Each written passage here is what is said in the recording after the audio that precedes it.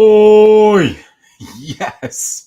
What's going on, everybody? It's Wednesday night. It's after the Club and Sub podcast. Shout out to those guys. I just got done watching them, relaxing on the couch. Didn't prepare anything for tonight. Didn't watch a whole shit ton of tape on one particular fight so that we could yap on a balls deep breakdown for like 45 minutes to an hour about just one fight. So I figured, what the fuck, dude? Let's do something a little bit different this time. I'll just turn on the camera. I'll interact with the chat, talk with you guys. You ask me some questions with stats. I'll give you what I've got. I've got a ton of stats here. I'll bring them up on the page for you guys. You know, and part of the thing is, too, is I can't afford to keep paying Smooth Jimmy Apollo to come in here. He's a bit of a fucking prima donna. He's always got hair and makeup people. He's always got to have his LaCroix sparkling water, and it's always got to be one particular flavor that we didn't have. Being a bit of a prick. So I'm like, you know what, man? Let me just do the show with just me this time. I'm not even going to bring Smooth Jimmy Apollo into the screen this time.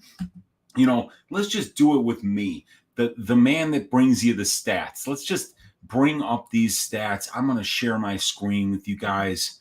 And let's see here. We will share that with you guys here.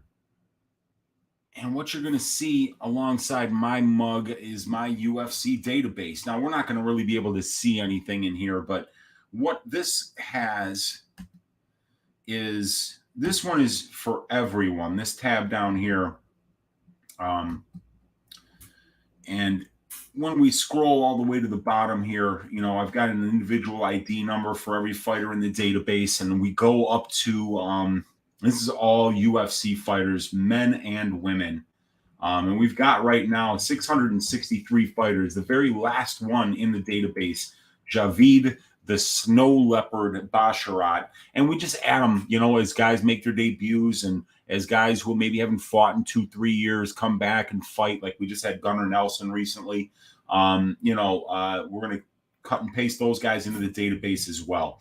And I've got this database sorted by weight class here. So here we got women's 125. Here we got women's 135.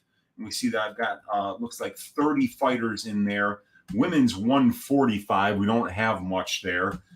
Men's 125 goes on to 46 here, so about 41 fighters in there. And we can just go weight class by weight class, and I can sort these. I also have this formatted database here where I can cut and paste the weight classes into a formatted database, which will highlight the top 10 in each weight class for us.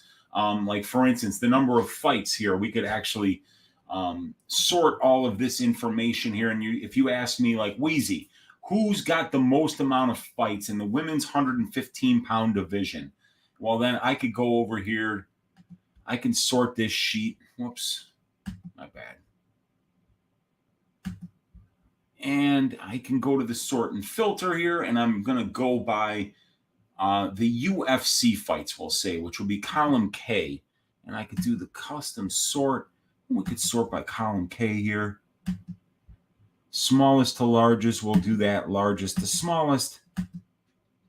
And then I would just show you these fights right here. And we would see that if we were to zoom in on this, which I can't right now for some reason. Hang on, let me. Boy. Well, anyway, we would see Angela Hill, number 1, 19 fights, tied with Jessica Andrade. And then we got Randa Marcos with 18. Tisha Torres with 14. Courtney Casey with 13, Esparza 13, Nami Yunus 12, Kovalkiewicz 12, Watterson 11, Marina Rodriguez 10, and Ashley Yoder 10. And we can just do this till our heart's content, you guys. We can just ask me your stat questions, and I'll do my best to answer them. Let me get in here in the chat with you guys. We got Grateful Dude in the room, first in the chat. What's up, man? Good to see you. Saying, will Dawkins be able to get up after Blades takedowns? Asking for a friend. Well, I don't think so. Blades is pretty good at holding people down. So if we go to, let me see.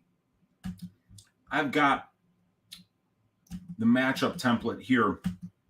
We do see that Curtis Blades has 62 takedowns, right, in 14 fights. And he's got a 54% control time. So 54% of 148 minutes would be, so it'd be 72 minutes would be 52%, or it would be 50%.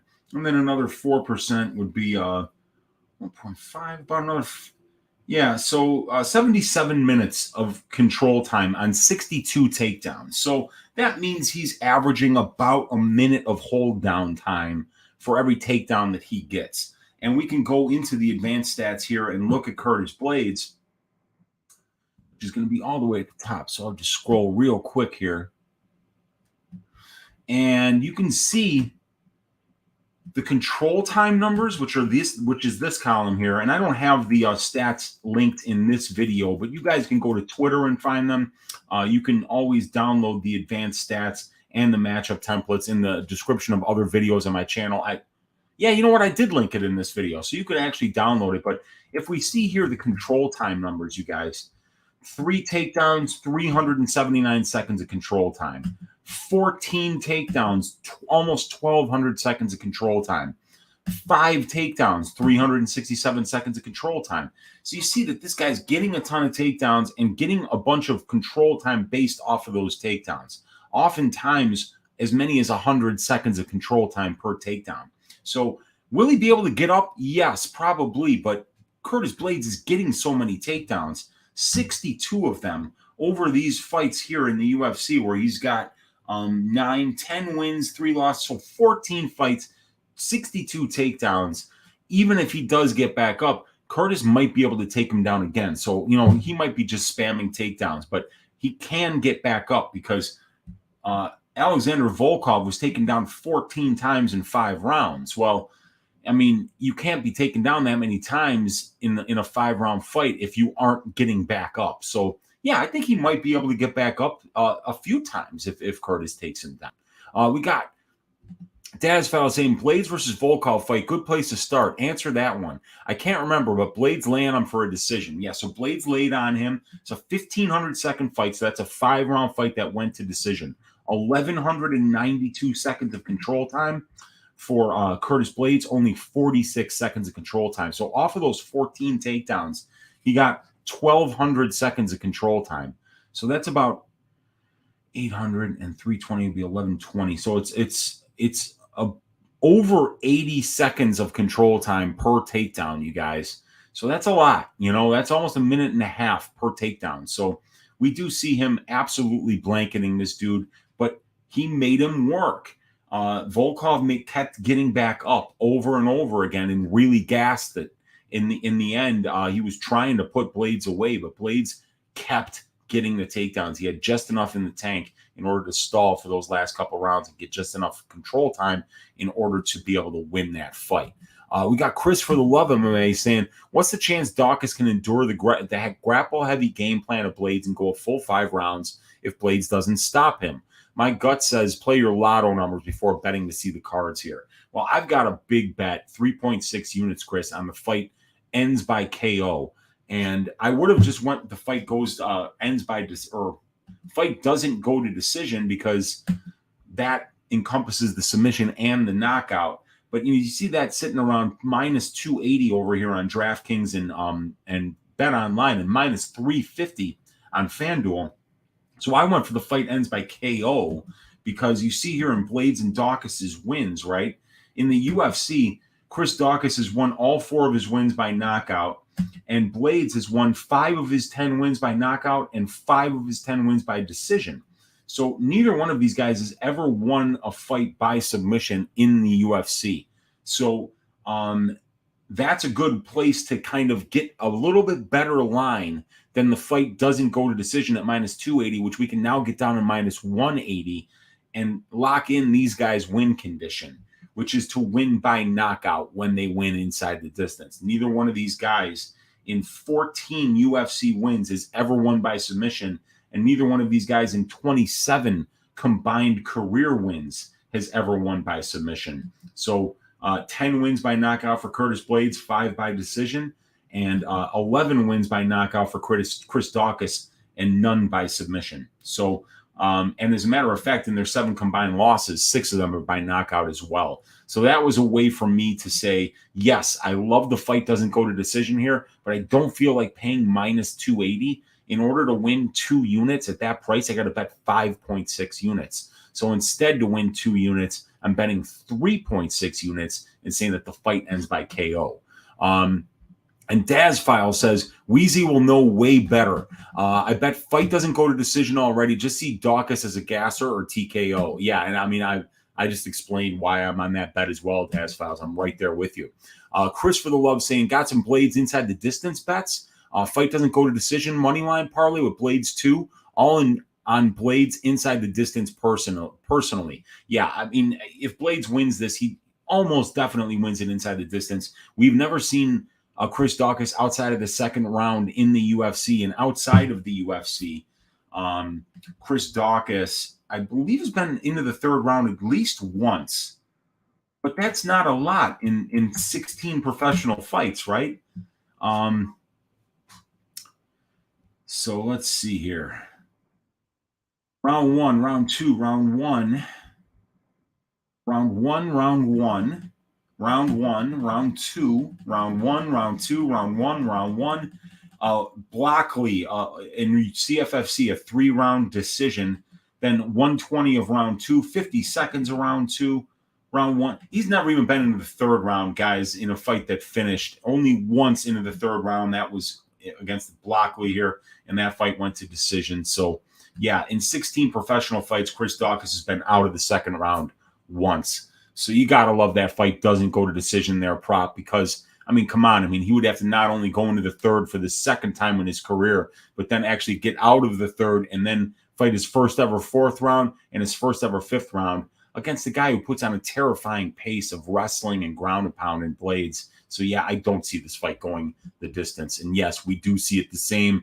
Chris, Daz, me, we're all on it. All right, just not so. Blades will allow Dawkins to stay on his feet long enough to KO him while fresh. Curtis is smart. He should grapple off in an early. And I think Curtis's stand-up striking is pretty damn good, too. I mean, his hands aren't as fast as Chris, and he doesn't have as much power in his hands as Chris. But don't forget, he knocked out Junior Dos Santos. So you can be a notch or two below your opponent in striking acumen in the cage when you're backing it up with a wrestling game that's going to make him uncomfortable. Because if you get him thinking about that takedown, then all of a sudden your striking starts to look a hell of a lot better, because they're not just worried about your striking. They're worried about your grappling. And Blades is a fantastic example of that, you guys. By the way, got a Paloma here. It's Wednesday night. I'm done with content after tonight, you guys, for the week. We got the week off next week. So I'm going to enjoy myself. I'm going to make some steps up to everything that you guys see here that you don't see behind the scenes, but I'm going to show you some of the things that I got in the works for you guys here today on Ask Weezy.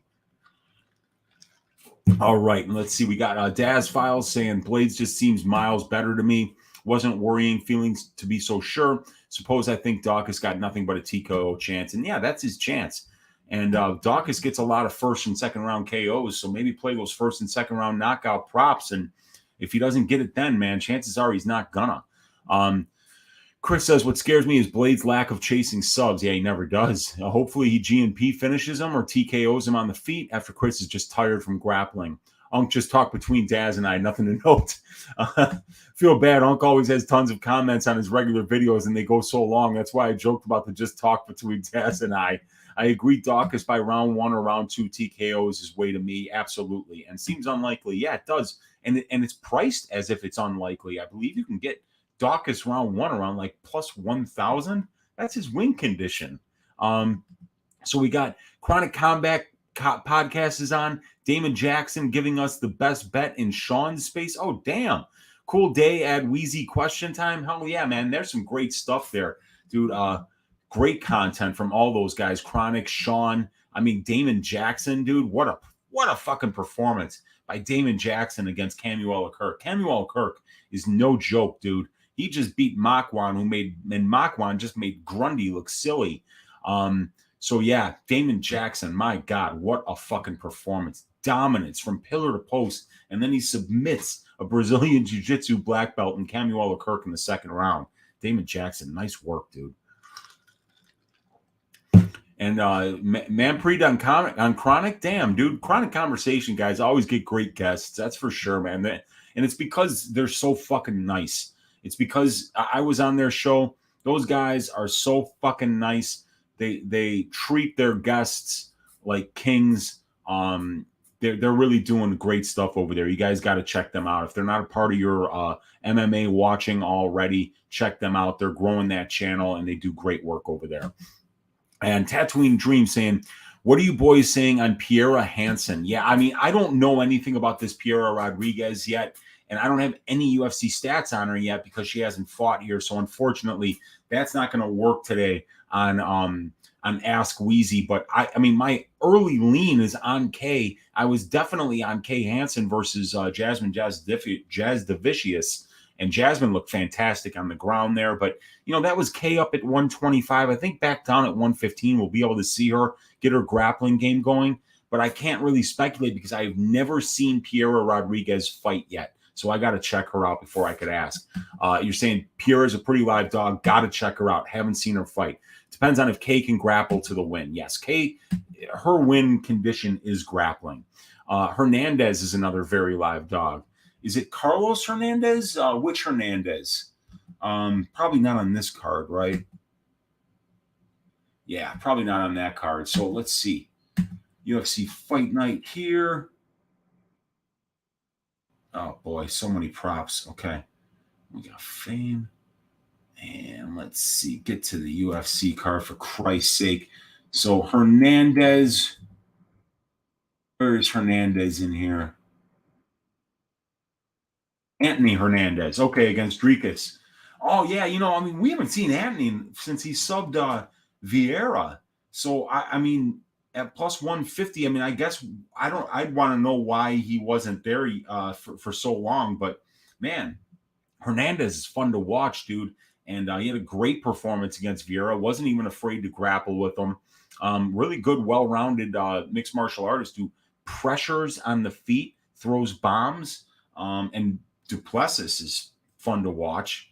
Got a lot of knockout power. Former welterweight. I don't know how the hell that dude made 170, but he used to when he was in KSW. And yeah, fighting up at 185 now, 2-0 with 2 knockouts in the UFC. So yeah, that's a great fight, man. And plus money on Hernandez is very interesting. Okay, and we got JSJ saying, loving the new idea for a show. Wondering who on your database has the most impressive strength of schedule numbers overall. Well, let's look at that, Jazz. So let me see here. I will post this in here. And this is going to take just a second, guys, because we got to get someone like 600 guys in here. But let's go. Oh, wait, that's the wrong. Sorry. I'm on men's 145 there. I got to get everybody. Okay. So I'm just going to, what I'll do is just cut and paste all the information into a formatted blank template here, and we'll just sort it. And there we go.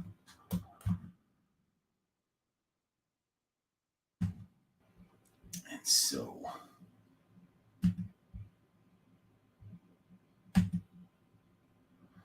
all right. Oh, shit. I fucking forgot. All right, wait. Let's undo. I'm sorry about this, you guys. It just takes a minute to do this, and I've never done this live before, but it's not going to work if I use. All right, so now we just got to go like this.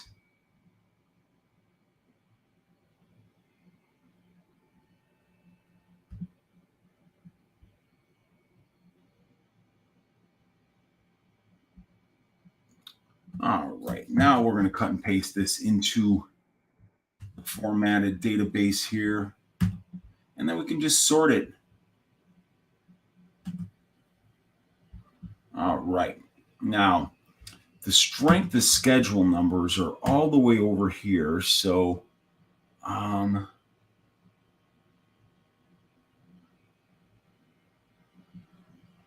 where are they? So that's the wins. So we're going to do column AU and sort.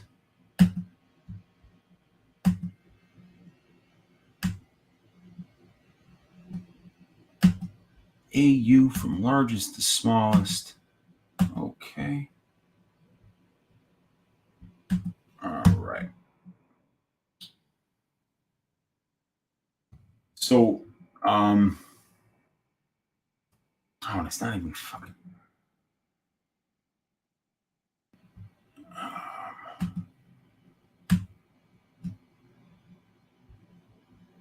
All right. So it's actually going to start over here.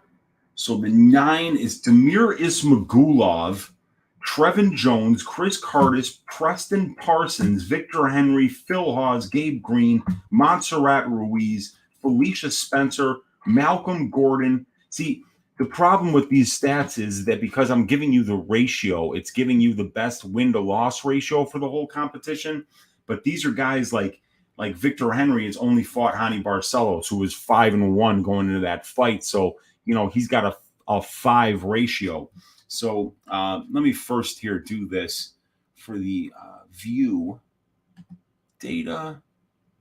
Yeah, view freeze panes. We want to freeze that first column so that we can kind of just see. So this is that number, you guys. So you can see some other guys here, like Cyril Gahn, for instance, has a really good strength of schedule, sitting at 2.87. And we've got Israel Adesanya here at 2.95. Chaos Williams at 2.87. And here we can just actually bring that number over. These are the ratio numbers here. And then these are the names that correspond to them. So you see a guy like Carlston Harris in 3 fights has a 3.5 ratio. Alan Badeau has fought some guys with winning records. Same thing with Trizano. Ilya Topuria, 2.67. Diego Ferreira, 2.58. Nunez, 2.64. Marlon Moraes, 2.54. Volkanovski, 2.53. So as you get into these 2 numbers, you're starting to see some of the guys with the bigger sample size of fights who have fought studs. And we can do this as well by sorting it by weight class, too, to see who's got the toughest strength of schedule by weight class, by the bantamweight division, by the welterweight division, all that stuff. So these are the kind of questions I can answer. I can ask for you guys today. And we got my guy DFS by the number saying, "Oh, what's up, dude?" And we got Addicted to Combat saying, "What's ranked fighter has the worst striking defense?" Okay, so we've got striking defense. Let me get. Now, I can't tell you ranked because I don't have rankings in here and I can't sort it by that. But what I can do is we can sort it by now. We got to find the striking offensive. That's the strength of schedule numbers. Here's the offensive striking numbers. So the defense is column BQ. Okay. And we're going to sort. Now we know we're going to find Nikolai Negomarianu on there. Let's see here. STRDEF. Where was that again? That is column BQ.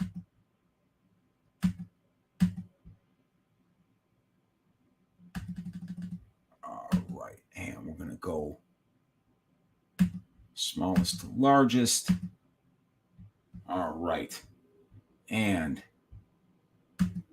Jailton Almeida, 12.5% striking defense. Jeremiah Wells, 20%. Blood Diamond, 21%.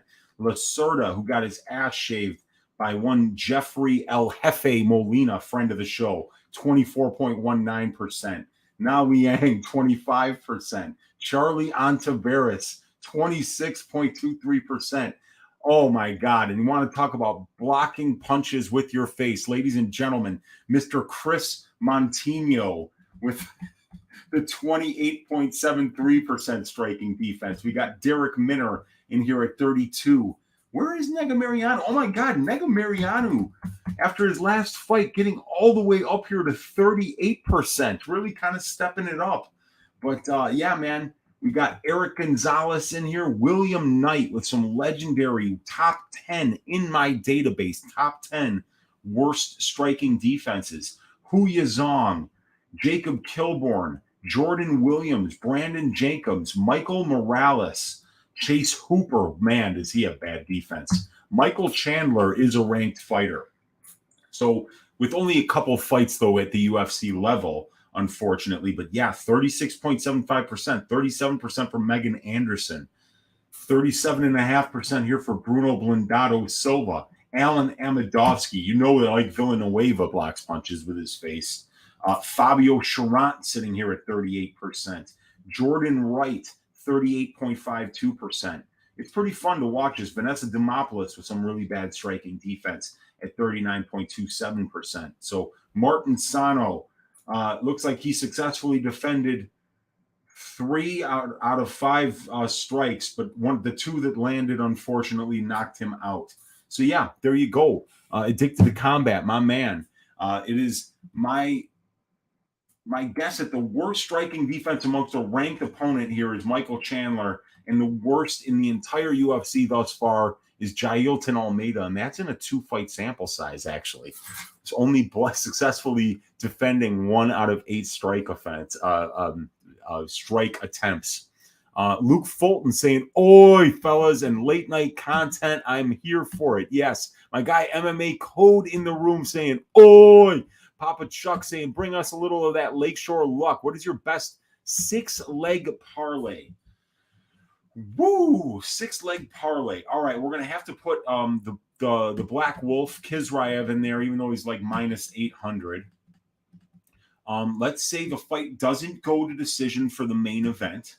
That's leg 2. Leg 3 is gonna be Manon Fiorot. Leg 4 is going to be the fight, the over 1.5 for Bruno Sosa versus Luis Saldana. Leg 5 is going to be, oh boy, Barberena Brown fight doesn't go to decision. And leg 6 is going to be Alexa Grasso's money line. No, scratch that, because I'm never giving any juice female money lines other than Manon Fiorot ever again. We're going to, God. We'll grease it up just a little bit and say Neil Magny by decision. That's your leg 6. My guy Tajik Bey in the room saying, "Oi, what's up, Tajik Bey? Thank you so much for all the generous donations yesterday. That meant a lot, my man. And it's good to have you here. Feel free to ask any questions if you need anything from my database." We got Mark Apuzzo saying, "Yo, they just took Masvidal in. What are your thoughts? By the way, sorry I'm late." So, you know, guys, I really don't. So I understand that Jorge attacked Colby either in the restaurant or outside of the restaurant. I don't know if he sucker punched him. I didn't see any video of the incident. So I don't really want to comment on it. We're going to, you know, Colby, I mean, Colby's friends with the cops. So, I mean, I don't know what's going to happen here. If the cops are bringing him in, then he probably is guilty of some kind of assault and battery or something. But, you know, like I say, you guys, I wasn't there. I didn't see what happened. So I'm going to keep my mouth shut because it's something that I don't really know anything about at this point. So yeah, Mark, check and see what people are saying on Twitter and stuff like that. We'll see though. PayPal My Money said, "You said Askarov is kind of chinny. Is there a fight you suggest I watch to get an idea of his durability?" I would say it's the Moreno fight. Because, you know, Moreno, let's see, Askarov versus Moreno here. We did see Moreno get a knockdown, and according to my numbers, PayPal, I think he's been knocked down more than once. So let me just look and check on that. No, he's only been knocked down once. So it's just the Moreno fight. But what what happened there is that because Askarov was driving that wrestling heavy game plan, every time that Moreno got up, he was super energized and was just really throwing the kitchen sink at him. So it may not even be that Askarov is chinny, but we've seen him have trouble on the scales before. He just made weight last time. I think he came in. Did he come in a half-pound heavy? I forget. But I think either he made weight because he missed weight the first time by a half pound and then had to go back into the sauna, cut that extra half pound, and then made it, or he was just a pound heavy against Benavidez, I believe. Either way, when you cut more weight than you're supposed to, that's going to make you a little bit chinnier.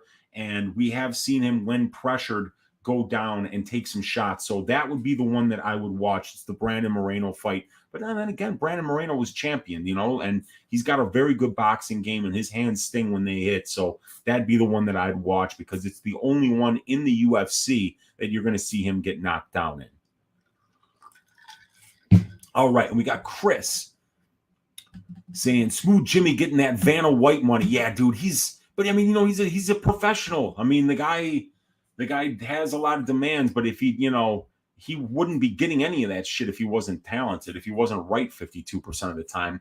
All right, so Weezy, here's my question. This is coming from my guy Lou Betya. Fill in the blank. Jacques Tits is to the Tits alternative as Uncle Weezy is to Uncle Weezy's ass shaving of the week. I mean, come on. I mean, really, I think that would be the one segment that kind of sums up what Uncle Weezy brings to everybody. And we've got all these stats. We've got all these prop templates, and we've got these things we can cut and paste the lines into, and we can get all these numbers, and we can weigh them against the implied probability of the lines and all that shit. But what do you guys come to Weezy for? You come to find out who's going to shave ass this week. And this week, it's the Black Wolf, ladies and gentlemen, Eliashab Kisrayev.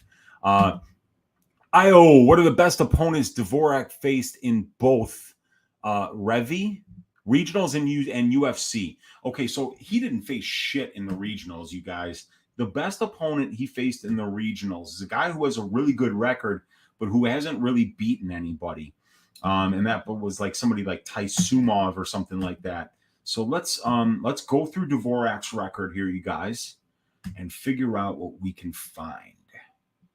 So Dvorak has 20 wins, 3 losses. The losses haven't happened in a very long time. But in the UFC, his best win is Bruno Silva, without a question. And then Arsen Tigabov, 16-2. Igor Goncharov, 4-4. And Igor, I believe, was 19 at the time of this fight in 2019. So Igor is now 5-6. And when is Igor's birthday? He's 22 years old now. So he was born in 1999. So he beat up on a high school kid here. Fatatoladze 12-6 in XFN. Damaev 9-4 in XFN. Manavali 4-0 in XFN. Kuban 13-10-2 in XFN. Shelly Santana 8-4 on the Czech regional scene. He's got a win over Miroslav Kuban 12-9. Tomas Zak 1-1. Martin Fexa 1-0. Camille 0-0. Peter Newman, Andrei Skalnik 3-2, and then a loss to Maciek 6-4, and I think he's lost to Maciek twice. Yeah, 6-4 and 1-0, and then somebody named Lesek Kulik. So yeah, I mean, like, this is all early here. This goes 2010, 2011, 2012, 2014. So we can't really even pay much attention to that. He was fighting. He does have one fight from Fight Nights Global, a very reputable regional scene organization. XFN, not so much. Octagon, not so much. I heard one of my favorite shows is Santino and Brandon Olivas, and they were talking about this guy. Brandon in particular was talking about Tigabov, and you can just kind of see the numbers here. He's got a win over an 0-0 guy, an 0-0 guy, a 2-4 guy, 1-0, 0-1. That's Fatih Dolatse. Kenan Jafarli, 5-0 is his best win. But then now this guy is 19-13. So, ever since then, he's been, 6 or 14-9 or something like that. So nothing special there. Yeah. So, this guy, is probably his best win prior to him being in the UFC and getting the wins over Bruno Silva and Jordan Espinoza, both quality opponents. But Nicolau, is 17-2. Nicolau was in the Ultimate Fighter House in South America back when he was a very young man. If we look at Nicolau's level of competition here, Tim Elliott, Manon Fiorot, Dustin Ortiz, Louis Smolka, John Moraga, Bruno Correa in the house. He lost to Delano Lopez, beat Reginaldo Vieira, who was in the UFC, beat Mateus Vasco, a win over Darinaldo Guerra, 18-1 here. Pedro Arruda, Vanderlei Leita, he lost to Pedro Nobre, a stud. Danielson Silva. So, this guy's been fighting since just as long as Dvorak has, but he's been fighting a higher level of competition for a longer period of time. And let's not forget here that Nicolau is 29 years of age right now, but back in 2015, he was in the UFC Ultimate Fighter House. So, 22 years of age to be in that house, getting that level of experience, he's just been doing it at a higher level for a longer time than Dvorak.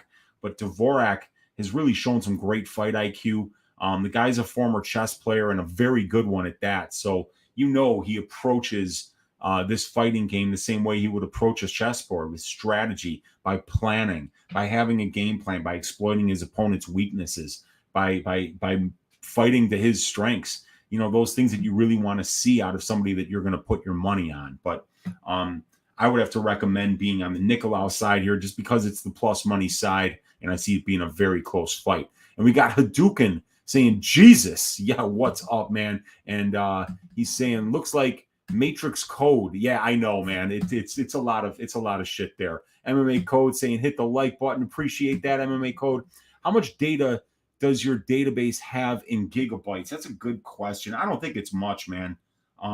This is the database that has all the information here. If we go into the file and, oh boy, I'm not sure, man. I forgot how to look up that information. But it's not huge, it's just not absolutely huge. But it's got a lot of information in it. But I've been able to email this to people actually in the past. So I don't know how much in gigabytes though. Josh Locke saying, what's up, Weezy? Johnny Parsons. Wow, Johnny Parsons in the room. Good to see you, brother. Can you build me a spreadsheet? I need to track my amazing fight data. I think, do I have Parsons in here? Let me see here. Because let me go back here and we'll just search, right? You were supposed to fight. I got Preston Parsons. Nah, man, I don't have you in here yet because you pulled out of the what fight? Oh, you pulled out of the goddamn Gilmore fight. My poor Johnny Parsons. They teed him up to Gilmore, man. He was gonna get a win and then he got hurt. So that's a shame. But yeah, we'll have your stats after you actually weigh in for the first time and get into the cage, because then we'll put that Contender Series robbery out there against what's his name? I forgot already, but I lost money on that one. Danny Archer saying, what fight has made the most money if you bet on them every time on the money line? That's a good question. I don't have that kind of information. I don't have betting lines and the predictive analytics portion of this database done yet, which means we start going back and putting the information that the fighter had up to the point of that fight in that fight, and then we just list the fights going back. I've got a fights database. That information is also in my Excel spreadsheet collection here. But in terms of return on investment, I don't have that kind of data. That is very involved. I'd like to have it at some point, though. And what is win percentage with a 4+ inch reach advantage? That's something you can find on betmma.tips. I don't have, like I say, the predictive analytics. I don't have all that yet. MMA Code saying, can Magny control Max on the ground as per the stats? Well, here's the thing. We can see that Max Griffin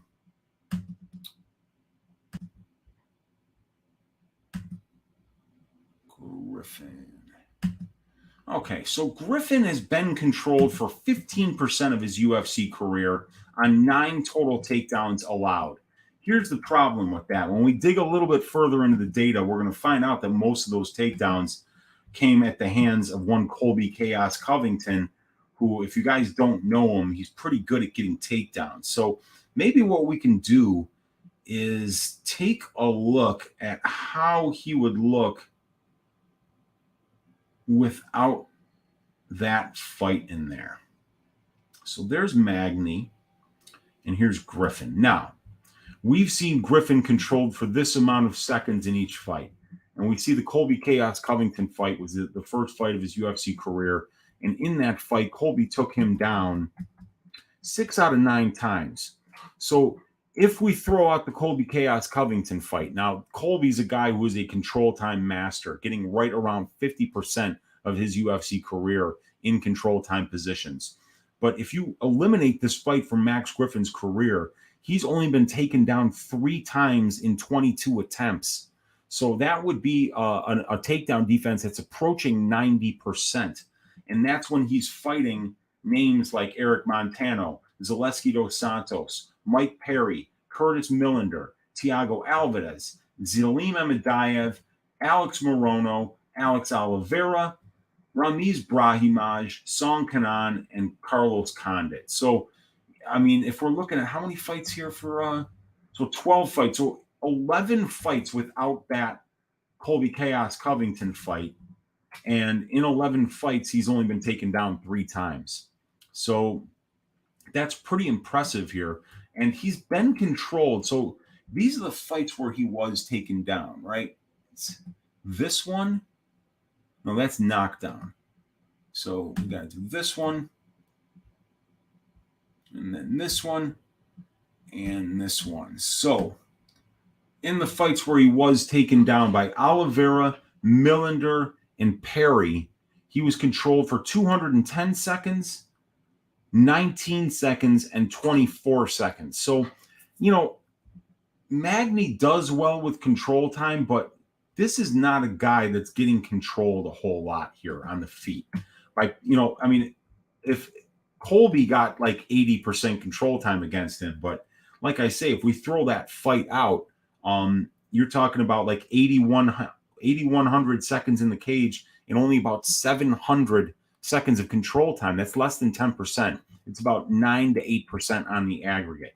Now, we look at control time numbers here. This is the control time numbers for Magny over his career. And you see him getting 494 seconds here against Lawler on 4 takedowns, 334 on 6 takedowns against Gastelum, 245 on takedowns, 4 takedowns against Eric Silva.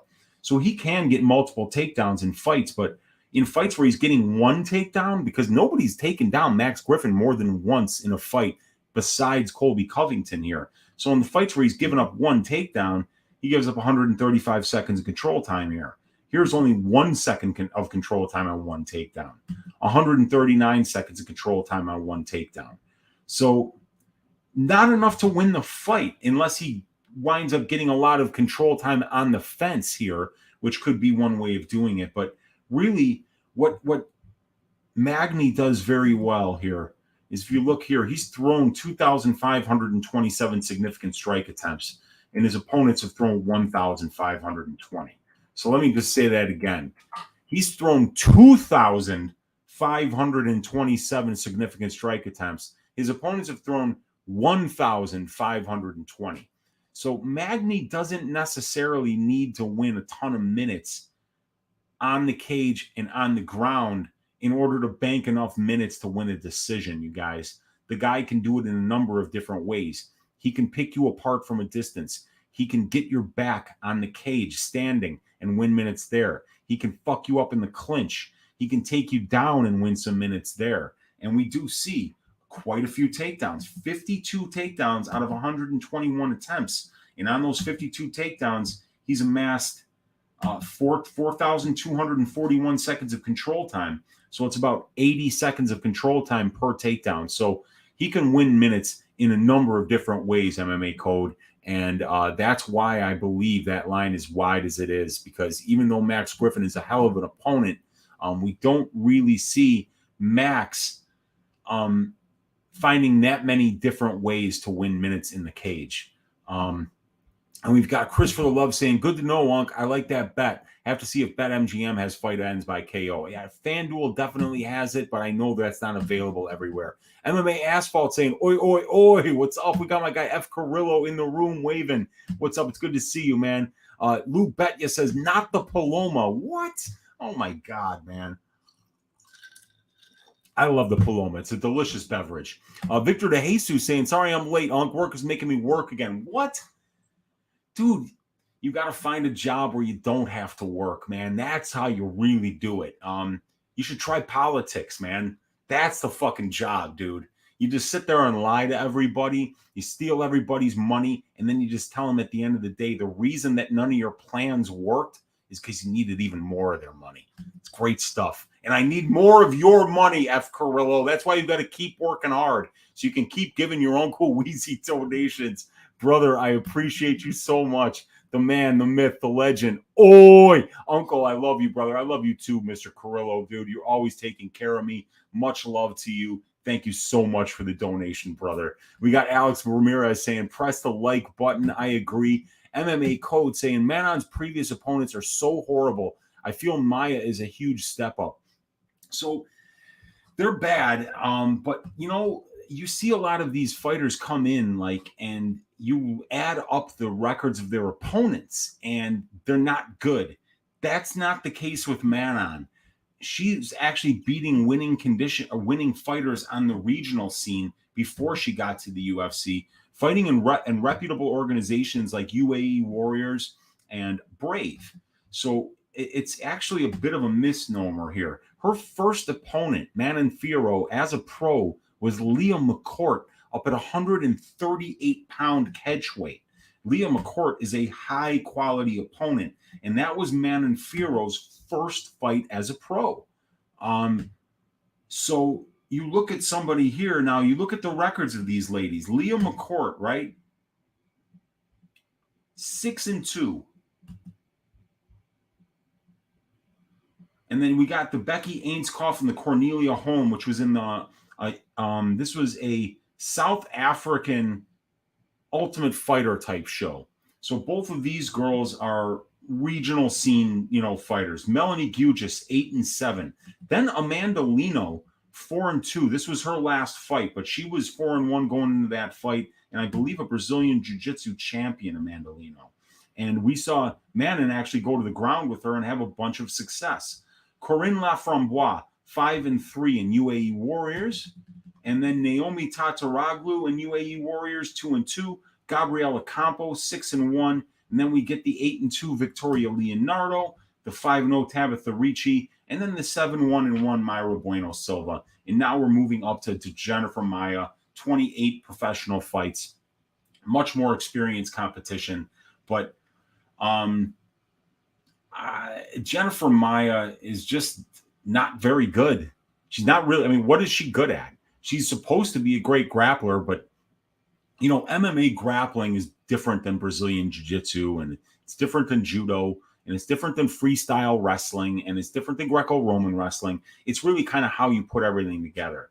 And if you're like this great Brazilian Jiu-Jitsu player with no ability to get the fight to the ground, and you're fighting a striker who just keeps stuffing your fucking takedown attempts, then your MMA grappling sucks. Sorry. If you can't fucking get the fight to the ground to actually get your Brazilian Jiu-Jitsu game started, then you're not a good MMA grappler. MMA grappling is about keeping the fight standing when you're the better striker and getting the fight to the ground when you're the better grappler and knowing how to tell the difference between the two. Jennifer Maia has some very low fight IQ. She went out there against Chukagian the first time, got picked apart from a distance, rematched her, and did nothing different and lost the exact same fight over again. Didn't try anything different, didn't try to get the fight to the ground, didn't try to close distance, just got picked apart because she was deficient in range and athletic ability and speed. And Manon Fiorot is going to do a bunch of things on the feet that are going to make Jennifer Maia very uncomfortable. One, she's going to throw way more volume than Maia. Two, she's going to throw straighter punches than Maia. Three, she's going to manage distance much better than Maia. And number four, she's going to be using kicks and punches, while Maia will just be using one of the two, and that's punches. So, yeah, this is a huge step up if you consider the fact that Jennifer Maia hasn't really beaten anybody as good as Manon Fiorot at this point. Let's look at Jennifer Maia's wins.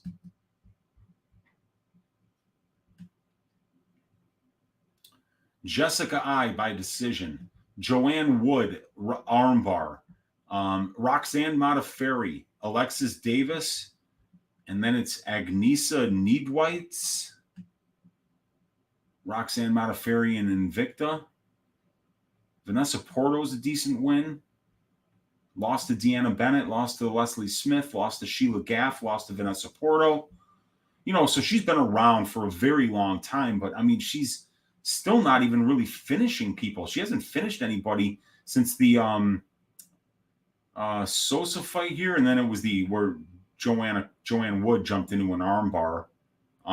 Yeah, I don't know, man. Manon is the future. Jennifer Maia hasn't beaten great competition yet. I don't think Manon doesn't kill any of these women. I would Modafferi and Davis. I mean, as a matter of fact, Manon Fiorot was like a minus 400 favorite over Jessica I when they were supposed to fight. So, yeah, this is a step up on paper, but when you look at their actual abilities and their abilities to be able to win minutes in a cage and dominate certain aspects of fight and fight to their best win condition, I think Manon's going to just toy with her personally. Switch games. Which fight are you most looking forward to? On this particular card, Brown Barberena, I would have to say, just because just as a fan, I really want to see Brown Barberena. They're never in boring fights. The fight that makes me most confused and makes my head hurt is Latifi Oleinik. I have no clue what's going to happen there. Diakese Borshev, I'm really excited to see Slava in there again. I'm a big fan of this guy. And that line is now making a lot more sense where it's at right now. Magny Griffin's going to be a great fight. I'm excited to see how this McMahon-Rosa fight plays out. I think Sarah McMahon can still dominate with her wrestling even at the age of 41. And I'm really interested to see how Rosa holds up against that wrestling-heavy game plan of McMahon. I'm interested to see how that one goes. I'm really excited to see the Black Wolf, Kizraev, in there. He's a killer. Props to Tia Lulin for taking that fight. When the UFC was calling UFC fighters to try to take to take the Kizraev fight after Magomedov pulled out, nobody would take it. And Strickland had gotten wind that they were looking for people to take that fight. He had Tia Lulin call the UFC and say, "Hey, look, if you sign me to a deal, I'll fight Kizraev." That's why we got Tia Lulin. That's how fucking desperate the UFC was to just try to find somebody to take this fight. People are scared of this guy, as they should be. I don't know who's really signing on the dotted line to fight this guy. And the ones that aren't showing up to actually get in the cage with him. So I'm hoping Tia Lulin does. I really want to see Kizraev, but I think that's going to be a shaving. I'm always excited to see Manon in the cage. Nicolau Dvorak is about as high level as it gets for a fight this early on a regional scene card. Saldana Sosa, I'm really not that excited for. Piera Sucks says PayPal my money. Yeah, I've got to watch her still. I just don't know anything about this girl. Did she win a Contender Series fight, you guys? Did she? I'm already forgetting, but I think she won a Contender Series fight. Now she's going to get her UFC debut, but I just don't know enough about her to comment. Tatooine Dream says Anthony versus Duplessis, not this card. Yeah, just looking ahead. Right. Danny Archer saying, what advantage do you look for most? Size, reach, youth, UFC experience? I look at all those things. I mean, this is why I built this matchup template, Danny, is that I can look at the tail of the tape stats all in one place. I can look at the pro experience stats all in one place, the UFC experience stats all in one place. The wins and losses by finish in the UFC and overall, all in one place. The striking numbers, offense and defense. The grappling numbers, offense and defense. But in terms of what correlates to wins the most, that's when you start talking about doing the actual data science, building the predictive analytics, having the fighter's career UFC statistics up until the point of that fight, having what happened in that fight, and then trying to back test the data to glean which statistical advantages actually map to statistically significant win percentages. And that, my friend, is the hard work that I am working on behind the scenes right now. But in terms of just compiling the data, cleaning it, and getting it into a workable form where I can put it into something like Python and R and start running some multiple regressions and building models, that's going to be something I'm going to be working on for the next couple of months here. And I'm excited that there's no UFC next week because it means that I can start getting into some of that shit. But there's a bunch of things to look for, but not until you back test the data and find statistical significance can you start to really hone in on what categories really do map out to wins in certain weight classes. What am I doing? Select all. Yeah, if you can, I'm doing a select all for the spreadsheet. Like for instance,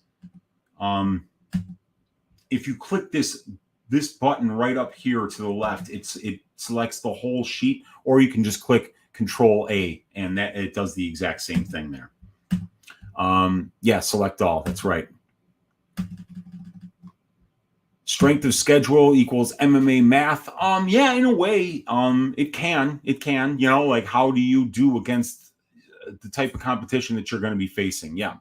Look at the value of Dan Hooker's strength of schedule. Yeah. I mean, I picked Hooker to win that fight, but that's the thing, every fight is independent, which means that I could take a dice, you guys, right? And I could say there's a 1 in 6 chance that I'm going to roll a 1, and every time I roll that dice, it's still a 1 in 6 chance that I'm going to roll a 1. But it's not going to always work out that if I were to roll the thing 100 times, that 1/6 of the time it's going to be a 1 every time. That's not how it goes. So when we look at stats, we always have to look at them through the lens, knowing that each fight is independent. But when we have all this historical data, we can find benchmarks within that data. And when you find those benchmarks, then you can start to price lines. And that's what's important. See, we know that Dan Hooker's strength of schedule, that he had beaten the better brand of competition prior to the Arnold Allen fight. I mean, you can't compare Arnold Allen's wins to Dan Hooker's wins. And you can't compare the level of competition that Allen had to the level of competition that Hooker had fought. But it doesn't mean that it's going to predict 100% of the time a victory for Hooker here. It's a fight. Anything can happen. Somebody can land a big shot. Somebody can feel sick that day, whatever. But when we look at those strength of schedule numbers, the reason that we're using that in our handicapping is because it does mean something. Because we do see all these contender series guys shaving ass on the regional scene. They get into their contender series fight. They absolutely clean somebody's clock, like Louis Kosi. And then he goes out there against a 6-4 Sasha Palatnikov and gets fucking cleaned because he can't last more than a round. And because we've never seen him go more than a round. So that's the whole point of looking at something like strength of schedule is holding somebody to that benchmark and saying, well, wait, have they ever beaten somebody at this level before? No? Well, then let's maybe wait to see it happen first. So that's a show me spot for Arnold Allen. And what did he do? He went into the cage and he showed us, So the stats obviously don't tell the story every time, but they give us benchmarks. They give us a reference in the past of how not to get overconfident and not to get underconfident on certain fighters. Try not to take recency bias too much into account. So there's a lot of different things with the data that we can look at that can help us making decisions going further. What are the Contender Series participants' win percentage? Are you making money if you fade all of them? Yeah, I don't know. That's, I've got historical stats that are inside the cage here, so I don't know that one at all. But yeah, I mean, they're not great. You see, a lot of these guys are losing, and for every Dan Ige and for every Ricky Simone, you got 10 Louis Kossis, you got 10 Orion Kossis. You got a bunch of guys who come in and then they just don't, they don't really translate at this level. Look at Sarah McMahon's strength of schedule this week. And yeah, she's got a great strength of schedule and she's fought the much better brand of competition than Carol Hossa. There are lies, damn lies, and then there's statistics. Yes, there is, especially if the statistician is dishonest. That's something you can have a conversation about, in terms of, our statistics always truthful or always, misleading, and it depends on who's displaying them. France is probably that answer for ranked fighters. Yeah, well, France has really had some really fantastic strength of schedule. There's no question about it. Michael Chandler, 36%. Even Weezy doesn't depend on stats for picking winners, or else you would only bet chalk. Yeah, I mean, but I look at stats as a good part of it, especially in something like the Magny Griffin fight. Magny's got over 20 UFC fights. Griffin's got over 10 UFC fights. So you can find patterns in those data that will allow you to say and answer some questions that you won't be able to answer about certain other fighters on the card. A guy like Chris Daukaus, who we've seen go to decision once in 16 professional fights. How does he look after the second round? Well, we don't know. The data can't tell us because he's only been there once, and most of us didn't even see that fight. We got my guy Alex Ramirez in here. We got Strickland's burner saying Colby Champ. Oh yeah, he is. PayPal saying so Chandler is the answer. Yes. Bob Better saying Santa Claus worse statistically, Slavakos than Diakese, though. In Vegas recognizes he's a favorite. Yeah, that's because of the recency bias. Strickland's burner, PayPal, you probably would have them at least 5 UFC fights. Chandler only got 3. So yeah, see, and that's the problem, you guys, is that I can't, with this Excel style database, there's only so much I can do when I'm sorting things, because I can't say, all right, well, here, get me a guy that has over 8 UFC fights and then filter it by that and then find me the best strength of schedule. So it makes it a little bit of a pain in the ass, but you guys see what's available here. Addicted to Combat saying those striking stats are shocking. Thanks, Unc. You got it, man. I think some analysis on opening and closing lines is more fruitful. That's great data science to look into, Bout Better, for sure. Tatooine Dream said, bro, Bruno Blindado Silva has 35% striking defense and went 3 rounds with Alex Pereira. That's how you know his chin is fucking legit. Absolutely. Let's see. Bout Better saying, Marhius is finally a dog, for example. Marhius? Oh, Mateus. Yeah, he is. Last week you got a pool of chalk money at a value, for example. Well, early in the week, maybe, but like a lot of those guys, sometimes when you get these guys going up to minus 500, you got like Gunnar Nelson, for instance. Everybody was betting him to win inside the distance. I thought he was going to win inside the distance. He had finished something like 95% of his pro wins inside the distance, and Sato had been finished in 100% of his pro losses inside the distance. So it was natural to try to say, you know what? I don't want to pay minus 500 for Gunnar Nelson. So why not minus 100 or plus 100 for inside the distance? And it just didn't work out. He couldn't get the finish.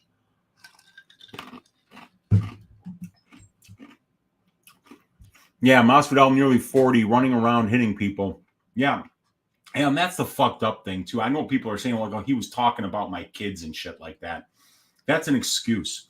You had a chance to kick this guy's ass, and you didn't. You lost. You got your ass shaved for 5 rounds, as a matter of fact.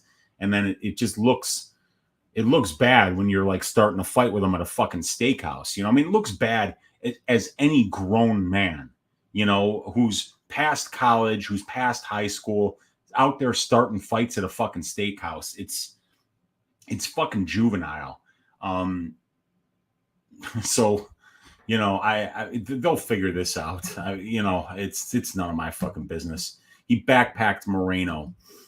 Who throws the most kicks in the UFC? That's one thing I have no idea, because I only have significant strike attempts. I don't have it even on UFC stats. They have significant strike attempts by target, but they don't have like kicks and stuff like that. So I don't have that information available because UFC stats doesn't make it available. I did a max bet on Askarov via sub at plus 350. Wow, plus 350 max bet, huh? Good luck to you. He is a master of sport, and he is a fantastic athlete. Let's see how many subs Askarov has in his career. 13 wins, 7 of them by submission, and I think 3 of them by knockout. So 10 of his 13 wins inside the distance, and the majority of them by submission. Kai Kara-France has been submitted in 3 of his 9 pro losses. So that is at plus 350, you're looking at an implied probability sitting somewhere around 22%. I don't hate that. I wouldn't have max bet it, but I could see throwing a unit on that. I mean, that's not bad, dude. Good luck to you, About Better. I mean, Askarov is a fantastic wrestler. He commits to the wrestling, and once he gets the fight to the ground, he's looking to finish the fight. So he's gonna have to get the fight to the ground to stay safe against Kai Kara-France. Moreno lost that fight. Yeah, I mean, I don't know, dude. It wasn't a fucking draw. There were no 10-8 rounds anywhere near that fight. But of course, you got fucking Sal D'Amato, who was out there going, I guess that's 28-28. I mean, I don't know who lets this guy in the fucking arena anymore, dude. He's his uncle, his father. He knows somebody important, because there's no way you could be that incompetent at your job and still have it. Master of sport, but couldn't take Tim Elliott down. Yeah, Tim Elliott is fucking weird. He's a unique opponent, but he won. Yes, he did. Yeah, max bet. Dizzy Spider saying, Uncle Weezy, say it ain't so. Weezy woke, won't criticize Jorge. Colby friends with cops. I don't know. May have to quit my Weezy. Ugh. Yeah, I'm not woke. But like I say, dude, I mean, it's not up to me to criticize these guys. I mean, like, they're 40 or Jorge's almost 40, starting fights in steakhouses. He doesn't need me to criticize him. I mean, you guys know. You guys are adults too. You know what's happening here. But like I say, I wasn't there. I don't know what happened.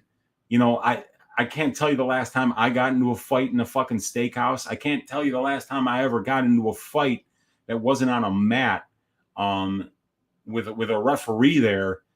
Before I was in high school, I mean, like, would be the last time I wound up getting into a dumbass fight over a dumbass reason. So, yeah, man.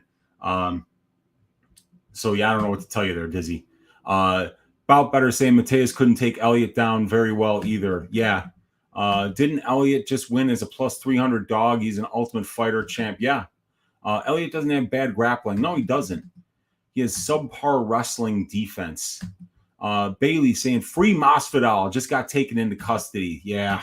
About Better saying Nicolau doesn't have good volume nor speed. Got good power. Got very good power. I think Dawkins is coming back too early. He was TKO'd 3 months ago. And yeah, and by Derek Lewis too, man. That was rough. About Better saying I'm on Nicolau because of the plus money. Yeah, I mean, that's me too. I haven't bet him, but like, if I'm just making a pick, I would recommend taking the plus money, because I think that fight could go either way. I think Blades inside the distance is the play. I agree with you there. Weezy, if you're curious, 92 megabytes for the database so far. So there you go. PayPal my money. 92 megabytes is what the database is on SQL right now, and we're going to be adding to it.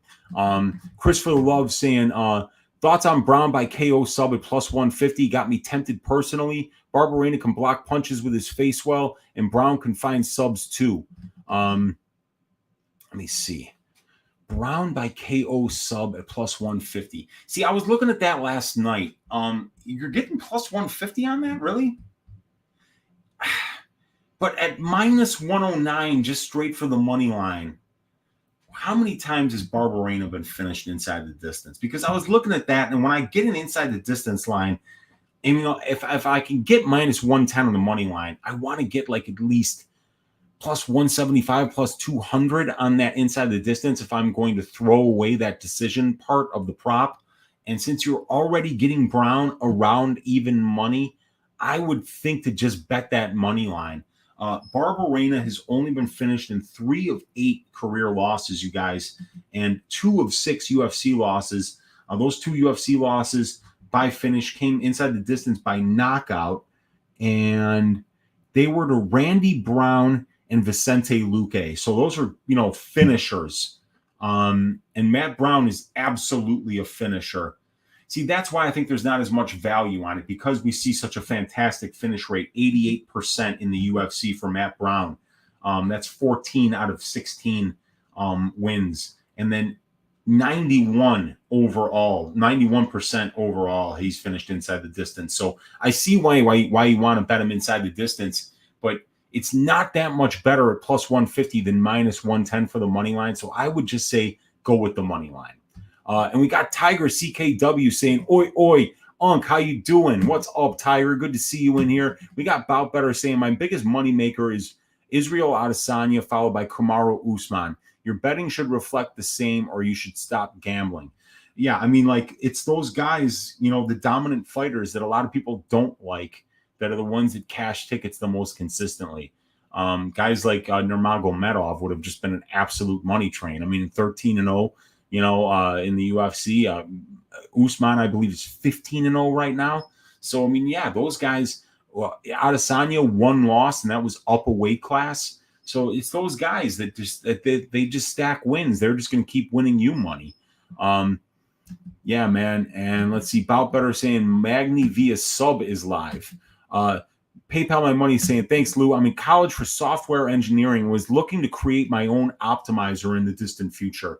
Wanted to know how big of an SSD I'd need. Yeah, man. Technology is such a tool. I mean, it's amazing what you can do with it.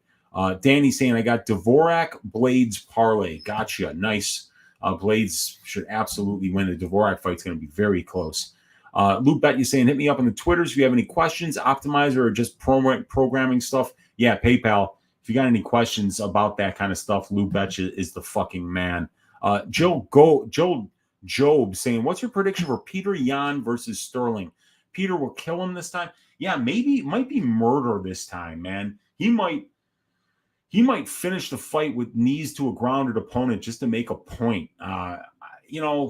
Peter Yan is another guy that you should be betting on every fucking time. I mean, he is about as good as it gets. The guy in 5-round fights is an absolute nightmare opponent.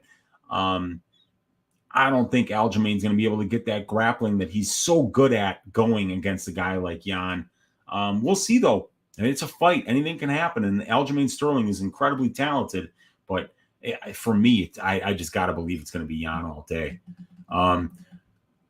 Bout Better saying Magny's going to get the sub and it will be plus 1,000. Sprinkle me. Got it. And then we got Banana Boat Float saying Batgarel Dana. And we've got Chad saying I own my own business, so I watch all these podcasts in my office and get paid. There you go, Chad. Nice. We got Bout Better saying there's no need to play Manon Fiorot at this point, nor in the opening. Yeah, I mean, it's a wide-ass line. I don't have any money on her. I'm not betting Maya, though, either. She's good at getting title shots. That's it. Yeah. Yo, Blood Money Bets, what's up, dude? Good to see you in here. We got, he's saying, great show. I appreciate that, man. Counter wrestling, yes. Marcus Mustard saying, hi there, I like Grasso and Matt Brown tomorrow, but who knows? I like both of them to win as well. Piojo YT saying, is Target first fight good? I have had a lot of success targeting the first fight in DraftKings and just for betting on UFC cards, that is. So, yes. Am on Sosa's side because of Jason House and Iridium. Jason K. House and Iridium. Yeah, so Sosa, I don't know what to think of this guy. He fucked up his foot kicking the elbow of his opponent, Bagdasarian, in his UFC debut, and we just didn't see much of him there. But even on the regional scene, this guy was making me fall asleep. But, I mean, I'm not a huge fan of Saldana, and I refuse to bet on fighters with bad conditioning, so I'm staying away from that fight as a whole. Saturday, 3 o'clock Central for prelims. Yep, I will be there. Luke Betya saying if DKC wins, he's running Russian kick dance for all of us. Yeah, that's right. He's ruining it. Excuse me. Slava Claus will be interesting. Danny saying I was thinking of looking at what props the bookies are good at identifying in an Excel spreadsheet. That's an interesting data science project. Tiger saying I use Russian book and they have Kisrev at minus 900. So seemed like a real one, unlike Tagir, who the odds are similar to another book from the U.S. Yeah, I mean, and Tia Lulin's Russian too, so it's like they even know like what Tia Lulin's made of. So yeah, that makes sense.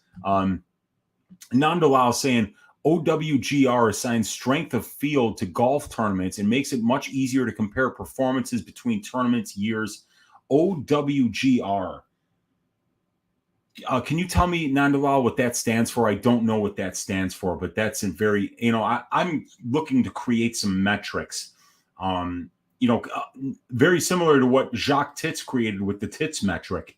I'm looking for the Uncle Weezy metric for strength of schedule, for something like aggregate of striking and grappling, efficiency numbers, things like that. So I think metrics are very important. My guy Monk Maddox has some really good indexes and metrics that he's created in his data. So you should check out his stuff. And we've got Piojo saying, I usually start picking fights after weigh-ins to see how they look physically and if they make weight. Yeah, that's a good way to go. Gogo Flamingo saying Oliveira versus Gaethje. What does Uncle Weezy's gut say? Man, I would have to say Oliveira, just because of how Khabib toyed with Justin on the ground. You got to believe that Charles, his grappling is absolutely next level, and I think he gets sold short on how effective his striking is at this level and how good it is. I think I've got to go with Oliveira.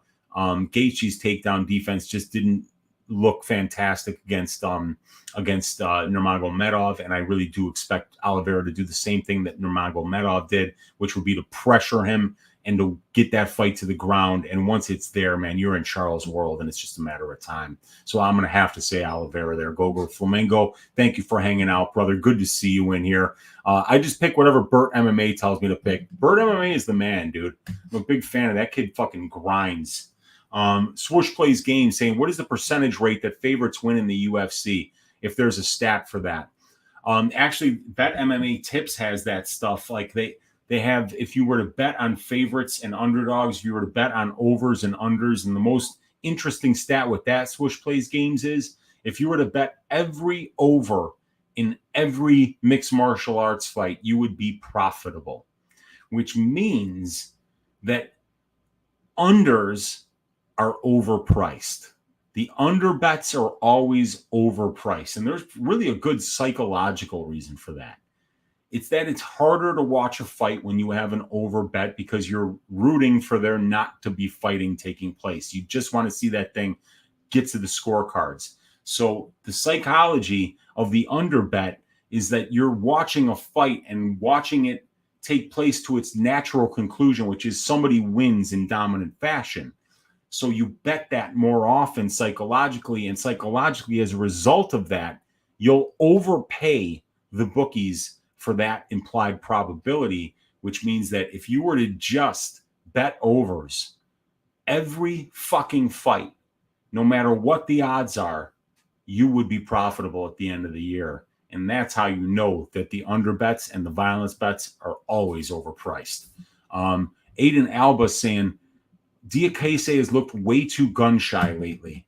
Well, he didn't look that gun-shy against Fasayev, but boy, against Alves, he certainly didn't look great. Yeah, Burt MMA is fucking legit. Olynyk by sub plus 350. Can he find the non-existent neck MMA code?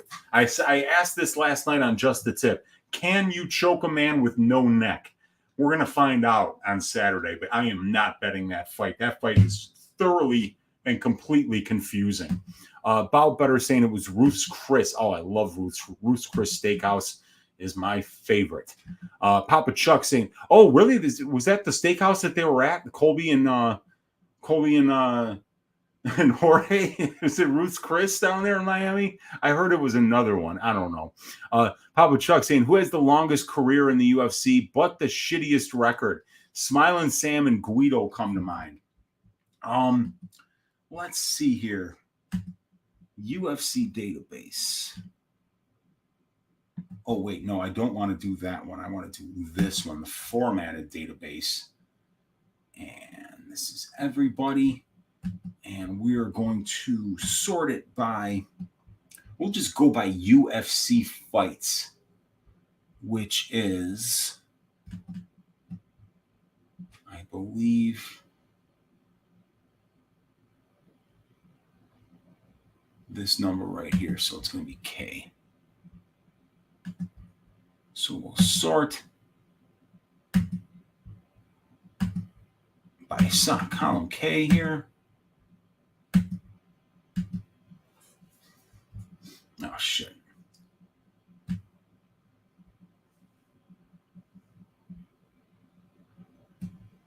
So we got guys like Jim Miller with 39 fights, Andrei Arlovsky with 37, Cerrone 37. So let's say you've got over 20 fights, right? You got guys like Dariush 15-4, Oliveira 11-10, Sam Alvey 10-12. So there's one guy with a losing record with over 10 fights. 14-9, 14-9, 17-7. We got Michael Johnson at 11-13 with 24 fights. So I don't know which is the better percentage. Probably be Johnson. Trinaldo 17-7, 14-9, 16-9, 18-7. I know Jeremy Stevens has a losing record with a lot of fights. I don't see him in here for some reason. But yeah, Alvey, Michael Johnson, Jeremy Stevens definitely had a losing record. But everybody else up here, when you get that many fights, they're not giving you that many fights if you're out there losing more than you win usually. So just Smiling Sam and Michael Johnson here is what I can find so far. And I don't know where Jeremy Stevens is. I don't know why he's not in here. There he is. I'm sorry. Yeah, 15-18, 34 fights. So, yeah, it could be Jeremy Stevens with the worst record. But either way, these guys are all warriors if they made it to this point in their career, getting over 20 UFC fights. Yeah, Lamar Lockett says fighter's going to fight. You got that right. Yeah, we got to wait until next week for UFC 273. We never hit someone in the steakhouse. I reserve that shit for Cracker Barrel too. Piojo saying Olynyk will get his 60th career win victory with his sub. Yes, I know. 60 wins. How awesome would that be? That's what sucks. You just had a lifetime meal and you get mugged. The short stack at IHOP is subpar. We fighting. Brown hasn't won a decision in almost 10 years. That's true. Last decision win was against Wonderboy. It's crazy. I max bet Brown at the money line. Sound advice, Weezy. I wouldn't max bet Brown at the money line, but I think that I would rather bet the money line than the inside the distance, just because there's not enough juice on the inside the distance for you to say, all right, I don't want to get paid if this does go to decision. And Barberena is very durable. That he has shown to be, but it's a close fight still, and it's hard to max bet anybody that's over the age of 40, even if they're in front of their home crowd. He's got a lot of losses on his record, but it's going to be a great fight. That's going to be one of the best fights, probably my favorite fight on the card.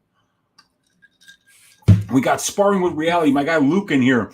McMahon for the units. Hell yeah, man. I am in with that, dude. I'm really on McMahon here. I'm probably going to get on some kind of a sub bet or some kind of sub or decision bet, but I really think that she can absolutely wrestle the shit out of Rosa here. I think Jan gets the win over Funkmaster Sterling. Agreed. What's your pick for the Amanda Nunes rematch? Boy, if it's at 135, I'm going to go with Pena because I just don't know if Nunes has that 135 weight cut in her anymore. We hadn't even seen her make that cut for over 2 years going into the Pena fight. So maybe that's the problem. Maybe Nunes is just like now at a point where she needs to be at 145 if she can be the best mixed martial artist that she can be.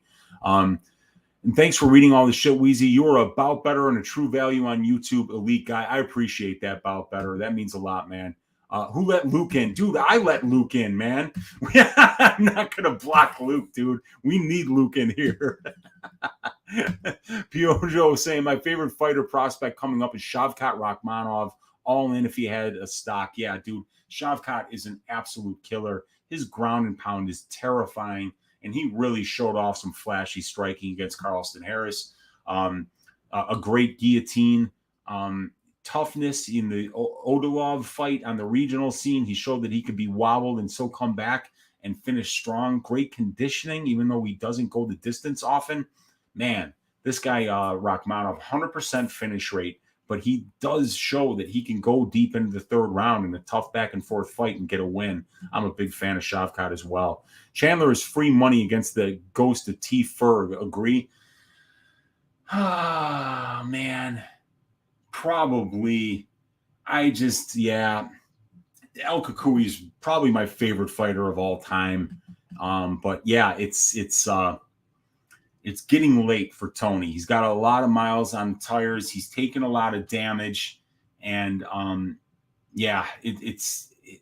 don't like his chances against Chandler. Weezy is the shit. We need a dog bark. Dude, my dog is just chilling. He is sleeping. My girlfriend is out of town. I have got the place to myself.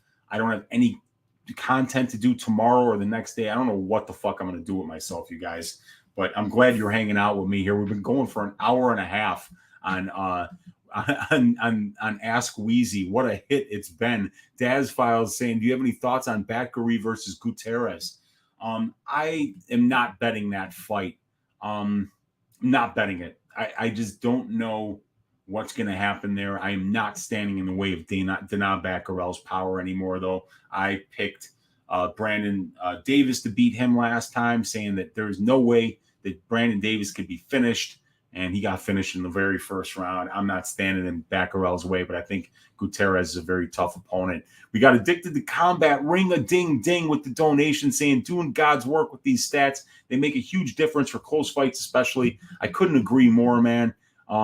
We got watching tape now, and in my opinion, Dvorak looks quite beatable and dropped the first round of Bruno Silva. He's got his work cut out for him with Nicolau, man. It's a very, very close fight. I overpay for finishes. So do I, about better. Topuria versus Patty. I got fucking Topuria all day long. Topuria showed off a damn nice chin to go along with all the other fantastic parts of his mixed martial arts game.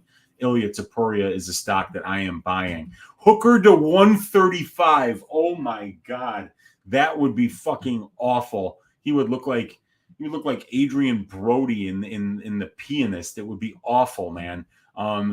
We got Islam beats Dariush, agreed. Any thoughts on Dern versus Torres? I'm leaning Torres at dog odds. No thoughts, man. Dern's Brazilian Jiu-Jitsu is absolutely next level.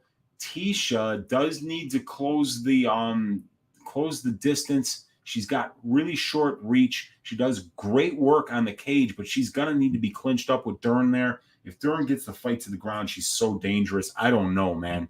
Watching PFL Contender Series Friday. Yeah, maybe I will. Yeah, as a matter of fact, I will. I got the place to my fucking self. I'll have a drink. I'll watch some fights that I don't have money on and just enjoy them. That sounds like a plan to me. Kyle Kelly saying, with the way Chandler gasses sometimes, I don't think it's crazy to think Tony can't finish him. He did drop Justin badly in their fight. He's still dangerous. Absolutely. Aiden saying, what are you thinking about Burns versus Chimaev? I think the line is too wide. I'm really interested to see what Khamzat Chimaev looks in rounds 2 and 3 at the 170-pound weight class, because he barely fucking made weight last time. And we see him getting a lot of quick finishes. I think it's going to be a very, very interesting fight. I don't think Gilbert Burns is an easy fight for anybody at 170. Very much looking forward to that fight. If you put a gun to my head right now and said, Weezy, you got to pick one side of the money line, I'd be picking the dog money on Burns at like plus 375, just because I think he's better than that. I think where Khamzat is at his best, which is on top in the grappling, Gilbert Burns is going to be very dangerous from his back. He's going to potentially be able to lock up a limb, either sweep Khamzat or just make it difficult on him down there. And then in the second and the third round, I think it winds up becoming a very, very close fight. But boy, I can't wait for it, but I don't have a side here. Dern is a dog. I'm on Dern at dog money. Tristan's giving the thumbs up to the data. Papa Chuck saying Lakeview or Wrigleyville. I am in Avondale, my friend. I used to live in Uptown. Marcus Mustard saying I want to see Beast Boy Chris Barnett get back in there. I'd like to see him too, man. Huggy Bear is what I call him. But yeah, man, I'd like to see him back in there. He's super fun to watch, dude. Chad saying Hooker needs to identify as a woman and compete in the women's division. You mean pull a Joseph Benavidez with what he's doing right now by trying to pretend like he's Josiane Nunez? That could be, man. Banana Boat Float saying, are you picking Diakese? I'm picking him to win the fight. Yeah, I'm picking him to win the fight. And I have a bet on him at plus 170 for 0.75 units. I think he's a little bit better pretty much everywhere except for the striking, where I think it's going to be very close. But he's bigger, he's younger, he's longer, he's the better grappler, he's fought the better brand of competition, and he's much more experienced. So I think there's a lot of things to like about Diakese at plus money in this spot. Victor saying, I'm excited as fuck going to Columbus this Saturday to watch the fights live. That'll be awesome, man. Have fun, Victor. Dern line closing at Cheese at plus 120 now, open at plus 130. MMA Code saying Bilal versus Luque. I think Bilal got better. Bilal is damn good, and he fights very smart. That is going to be a very greasy fight. Bilal Muhammad is an easy out for absolutely nobody in this weight class, so that'll be a very, very good fight. Tatooine Dream saying at Jay, Dvorak against Bruno was on short notice for him, and also his UFC debut might contribute to why he didn't look so good. And potentially it could be just because he was fighting Bruno Silva, who's a really tough fighter.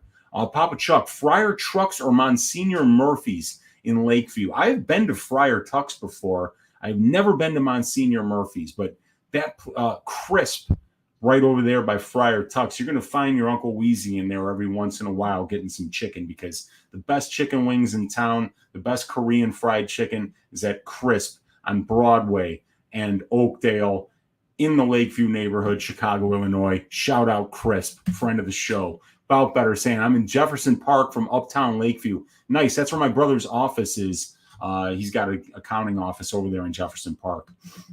Kyle Kelly saying, how about a Paddy the Baddy versus Bobby King Green main event in Liverpool? Shit, would that be fun, dude? They would be talking shit. I think that might be too much too soon for Paddy. Bobby Green has fought everybody and is super experienced, but that would be a awesome fight, and I would totally be there for that. Chicago has some sharps. It does, man. This is a great card. Jay, I don't think it was his debut, was it? It was. Yes, it was.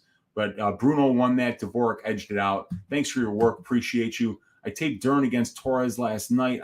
Hill caught over 10 of Tisha's kicks in one fight and got her back at one point because of it. Bad look going into a Dern fight. Yeah. Hey, much love, all you guys. Thank you for hanging out. We've been going for an hour and a half here. I love doing this with you guys. I just wanted to do a show where I just talked to you guys. We just shot the shit and talked about mixed martial arts for a while, and I didn't have to prepare by watching a bunch of tape on one particular fight.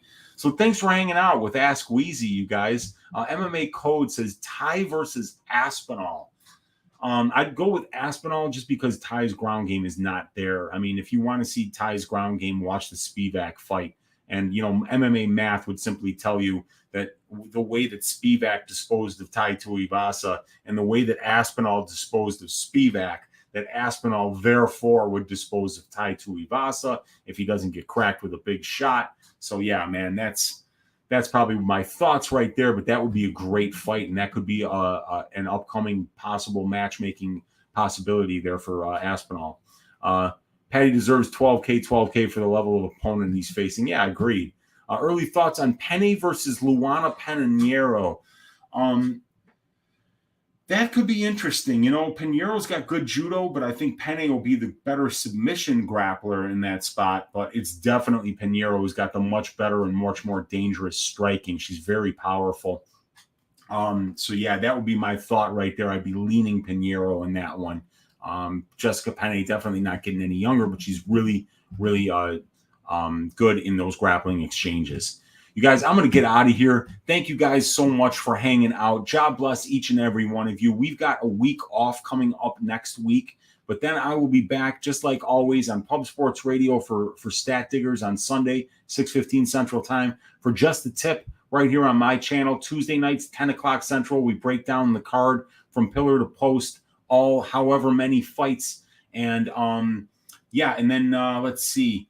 MMA Engine YouTube channel. Get over there and subscribe to the MMA Engine YouTube channel. That site is going to be up and running very soon. Lou Betio working day and night behind the scenes to get that going for you guys. Thank you all so much for hanging out here on a Wednesday night. Thank you for big upping the like button, for hanging out, for commenting, for just watching. I appreciate each and every one of you. And let's stack cash tickets like flapjacks for UFC Columbus, you guys. I will see you in a little over a week, you guys. Good luck to you.